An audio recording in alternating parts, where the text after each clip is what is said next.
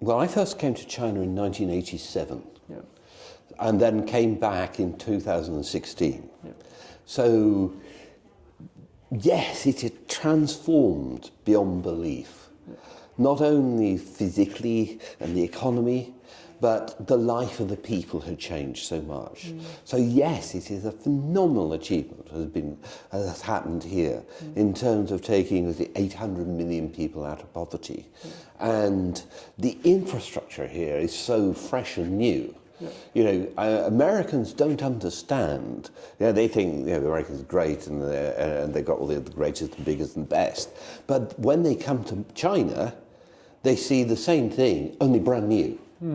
So yes, China has just modernized, and there are so many things which is the high-speed trains. Yeah. I mean, that's just fantastic. And in a way, I mean, look, probably the greatest ancient civil engineering achievement in the world from the ancient times of the Grand Canal.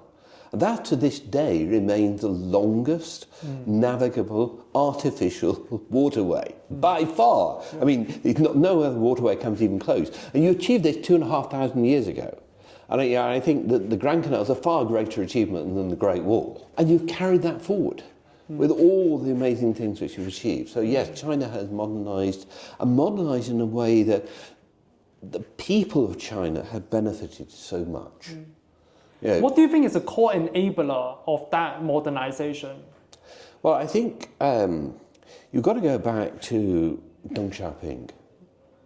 Now, I know there were people around him, but he was the guy who was both the catalyst and the enabler of this.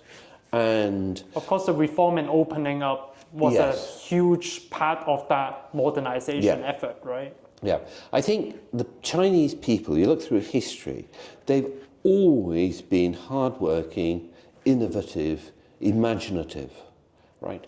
And what Deng Xiaoping did, it was rather like taking a shaken bottle of champagne.